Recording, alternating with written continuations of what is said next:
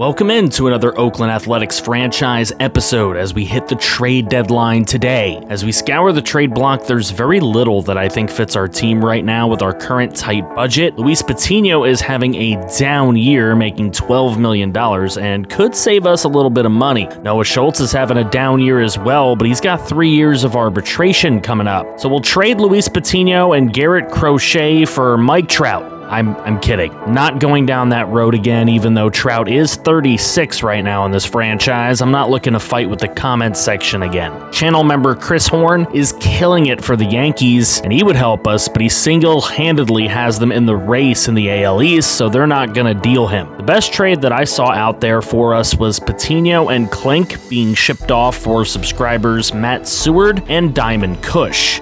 It would reset us at starting pitcher and closing pitcher, since we'll likely need to dump Patino at some point down the line in the future, and Klink may not be afforded when he gets through arbitration. But ultimately, I didn't make that move either. Instead, we were looking at extensions. Jason Gibbons is looking for near $17 million per year over 5. But Kenny Stevens wants to stay in Oakland long term, and he's willing to take $9.4 million over the next 10 years. So we locked up our first draft pick of the series as he joins Reid Hoffman as a confirmed cornerstone player. Colby Gaynor for 9.7 over 5 is not the worst price for a good closer, but we hold off on that one as well. The team is tops in the league, so we didn't need to do much in what is the most anticlimactic trade deadline of the series. However, we do get to see our draft picks. Last episode, you guys ranked who you thought would be the best in both overall and potential, and here are your answers. Eugene Pease ends up being a 70 overall with 80 potential, barely making it into the B. However, I thought there was a chance he could be C, so I'm satisfied here. Good defender, good contact hitter, and he's got some speed. I'm happy with our first pick here. Ira Aguirre is at least high C potential at 79 and a 63 overall. He's got good defense as well. Don't need a crazy arm at second base. Solid enough contact with buildable power and decent speed. I'm excited for Aguirre's development as well. Richard Mendoza only being a 72 potential is probably the most disappointing for me, even at 67 overall. Very high velocity pitcher with solid starting walks per 9, but I don't know how long of a future he has here in Oakland. Franklin Kroger only gets high C potential at 79, which isn't ideal, and he's only a 48 overall. However, potential could go up, but the per 9s are killing me. His strength is his stamina, but he might be trade bait. Fernando Ramirez ends up a 64 overall with 79 potential as well, which is pretty solid for him.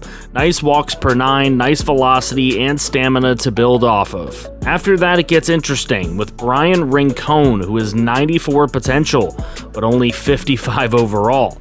But the power is sweet, and he seems well-rounded outside of that, so we'll have to see how long it takes the 21-year-old to actually become viable. Same goes for Ken Burdick, who is a 91 potential at only 46 overall, and he's 22.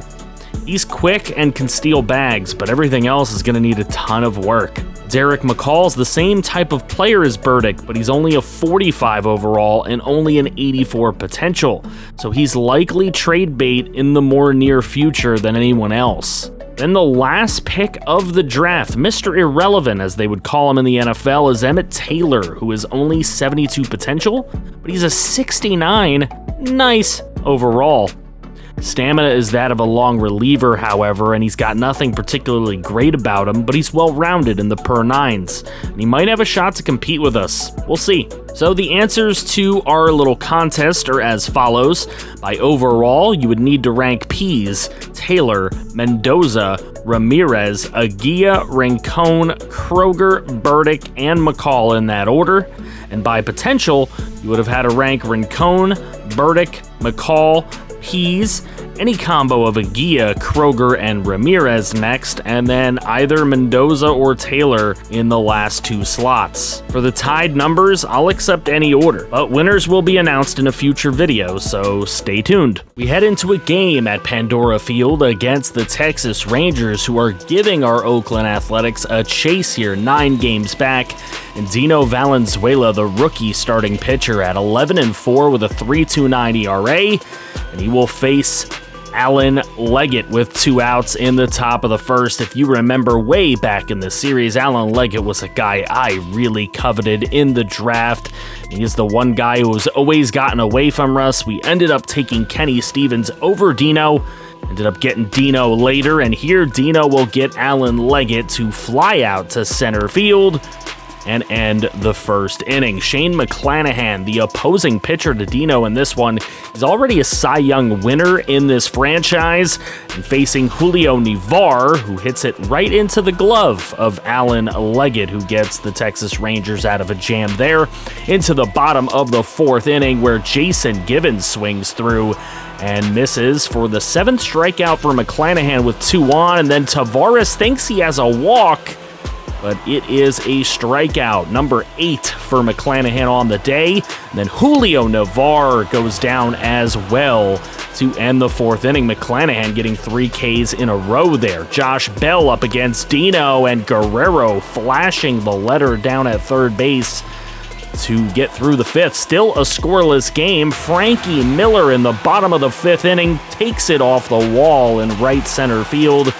That will score 2 runs and give the A's the 2-0 lead. Miller with a big 2 RBI double, and that's his 21st of the season. Vladimir Guerrero Jr. comes up next, gets a single into left field, and Frankie Miller burning on the Jets, sliding in with those beautiful stirrups. There's Jason Givens right into the glove down at third base. But a 3-0 lead. Into the bottom of the 6th we go. Kenny Stevens against Kumar Rocker with runners on the corners. This is in the glove out in center field, but the tag-up attempt will be successful. It's a 4-0 ball game. That brings up Reed Hoffman, who swings and misses, but look at this. The error on the throw down to first base will put Reed Hoffman on. 2 on, 2 out for Bobby Witt. They could have been out of the inning, but Bobby Witt takes it down the left field line. And that's going to drive home 2. As you know, Reed Hoffman's coming in. 6-zip Oakland. Dino's still in the game here with 2 outs in the top of the 7th, but Givens doesn't have the Jets to get back there and make the play, so Dino gives up his first run of the ball game, and that would be it for his day. Damon Lucero takes this one deep. Is Shohei Ohtani at the plate, and over the wall, a 2-run shot for Ohtani, his 13th of the season. That draws the Texas Rangers within striking distance in a game in which they were being blown out. Michael King had to come in, face Sam Huff, and get him to ground out to Vladimir Guerrero Jr. to make it a 6-3 win for the Oakland Athletics against the Texas Rangers and pull off the series win 2-1. Dino goes to 12-4 on his season. Michael King counts with a save there. After the win, the A's sit at 93-56 and 10.5 games ahead in the West. Last day of the minors, and the Aviators and Rockhounds are up big. So the Aviators finish 84-66, and they will face the Space Cowboys in the division game. The Rockhounds finish 43-26 and win their division. With a first-half title, they get a bye through the first round. AAA playoffs begin at Las Vegas Ballpark as the Aviators will take on the Sugarland Space Cowboys with Roger Feliciano on the hill. 23-year-old starting pitchers looking to maybe break the rotation in the majors next year, and they'll have to beat Josiah Gray, a former MLB pitcher himself, as Jeremy Johnson off of Josiah Gray right away. Didn't mean to make that rhyme. hits it into the left center field gap and gets himself a double. Juan Oliveros later in the inning hits one into the right center field gap. That'll bring Johnson home. Oliveros over to second, and an extra run coming home as well, 2-0. 3-0 later on, Rich Gomez hits this one right to center field, and it is high and easily caught. The tag-up attempt doesn't happen, but the throw is out of play into the dugout, so that error helps more runs come in, and then a 3-run shot for Kevin Hairston. Jebediah Pimpersheem just trying to confirm the dub here. A 7-0 win for the Las Vegas Aviators. Pimpersheem is fired up, so is Bo Buttersworth and the rest of the crew, as they will play for another AAA Natty. They've yet to win one. They will take on either the Mets or the Saints in that AAA Natty. Now we will get to that Natty. It is the St. Paul Saints who end up beating the Mets and getting into this one. Ryan Dwyer, a subscriber prospect on the hill against Louis Varland, a 30-year-old journeyman. He will take the hill for the Saints. A solo shot for Rodriguez gives St. Paul the lead, and then Shea Langoliers in the bottom of the second comes up and launches one with an exit velocity of 98 miles an hour. That's going to get over the center field wall and be a 3-run shot for Langoliers, who has been constantly competing with Susac and Soderstrom throughout this series to be a starting catcher. He got stuck in AAA this year, but he makes it work for him. A 3-2 lead for the Aviators. Juan Oliveros takes this to left field off of the wall, and Oliveros now in 2 straight games here with some big hits brings home a run. Here's Take It to the Limits. That's a channel member prospect. He brings home a run. 5-2 Vegas. Kevin Hairston comes up, takes it into right field with a little bloopy single. 2 on, 2 out. It is 6-2. Aviators Rochester Boyd, though, ends the rally, going down swinging to end the third. Cody James comes into the game later on. He's in a tough little pickle here. Cody James been trying to crack the rotation in the majors as well. Gets the strikeout from Reese Hines. Then Edward Julian swings and misses as well. So James gets out of a tough jam there for the Aviators. But later on, he caused a little bit of problems. Bo Buttersworth had to come in and help us get out of that one. A 6-4 lead Aviators. That brought in Freddie McGregor. That's right, it's closing time. You don't have to go home, but you can't stay here. Nick Castellanos had a homer early. He gets a strikeout there on the cutter. Miguel Novoa comes up and swings and misses on the cutter up and in. So Freddie McGregor looking to strike out the side for the championship, and he does it against Shiner. Goes down looking, and Freddie McGregor hands the Aviators, with a beautiful closing inning, their first national championship in this series. So there you go. The Aviators win the Natty.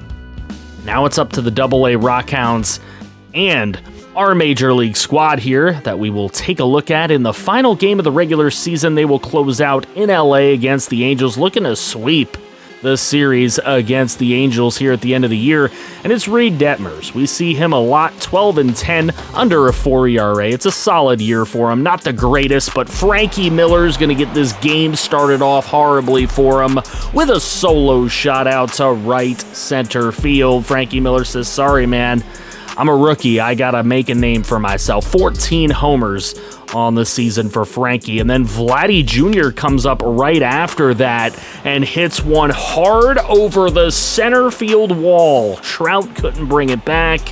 Vladdy's 35th bomb of the season and a back-to-back jacks. Here's Yuri Perez on the hill, 15-10, 3.72 ERA. He's in that Cy Young talk, and he gets Byron Buxton swinging for a strikeout and a jam here, and then look at that, looking on the check swing. 2 strikeouts there to end the inning.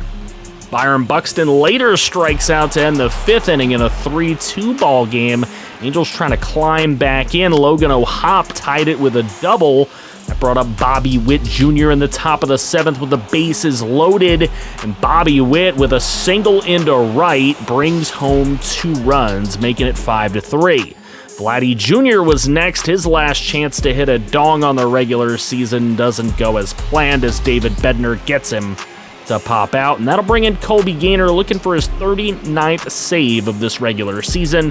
He blew 7 saves this year, not what we wanted to see, but up against Matt Chapman gets him with a 97-mile-an-hour fastball. He swung right through it. Here's Logan O'Hoppe, who caused a little bit of trouble earlier, but here on the sweeping curve, looking silly. So Gaynor looking to strike out the side here against Denzel Lockwood. He gets him on the sweeping curve, and the A's win it 5-3 to win the last game of the regular season. Roy McBride gets the win for it. Gaynor does get that 39th save. With the win, the A's will match last season's 102-60 total record. Final standings are as follows. The Blue Jays win the AL East, and the Rays get a wildcard spot as the Yanks fall fast and hard. Twins win the Central with 84 wins by 1 over the Royals. The A's best record in the AL, but the dreaded Astros get a wildcard spot, as do the Rangers. In the NL, the Phillies take the East with 94 wins, and the Braves get a wildcard spot. The Cubs win 98 for the best record in the National League and the Central Crown. Padres win 93 to win the West, as the D-backs and Dodgers get the final 2 wildcard spots. Reed Hoffman at 14 homers, hitting .296. 14 bombs for him is crazy. Bobby Witt Jr. 275, 30 dongs, 125 ribbies. Manuel Tavares hit .311 with 32 homers, 105 RBIs. Julio Navar, after we switched his handedness, got his numbers up to .266 with 12 homers. Vladdy with a .297, 35 homer, 116 ribby season. Jason Givens hit .336, possible batting title, with 24 homers, 95 RBI. Kenny Stevens, .250 with 26 homers, 82 ribbies. Carlos Castaneda, .258, 16 homers, 56 RBIs for the rookie. Soderstrom, .280, 22 homers, 62 ribs. And Frankie Miller with .281, 14 homers, and 50 RBIs. As for pitching, Dino Valenzuela with an incredible rookie year. Noah Schultz brought his year back just a little bit. Gavin Williams and Yuri Perez were great also. Gunnar Hoagland was amazing out of the pen as a long reliever. Tino had an awful year for our standards, and Klink wasn't great, but McBride, Crochet, King, and Gaynor were out of the pen. The A's finished second in batting average, first in runs scored by over 100, first in hits, first in doubles, second in triples, second in homers, first in RBIs, first in stolen bases, but fourth in stolen base percentage, first in walks, first in slugging percentage, but they were tied for 28th in errors, oof, 29th in fielding percentage, oof. But in pitching, they were 4th in ERA, 4th in earned runs, 8th in home runs allowed, 8th in walks allowed, and 5th in strikeouts. The playoffs are set, and while we'll get full awards after the year's over, Yuri Perez will win the Cy Young over rookie Dino Valenzuela. Do you agree with this award? Tell me in the comments, should the rookie have also won Cy Young? Next episode will feature AA Midland trying to win that Texas League championship again. They'll be going for 5 chips in 6 years. We'll also check out the ALDS and who our opponent will be, so don't miss it. Thank you for the incredible support on the series, and thank you channel members for going above and beyond in that support. If no one has told you today, FG fam, I love you.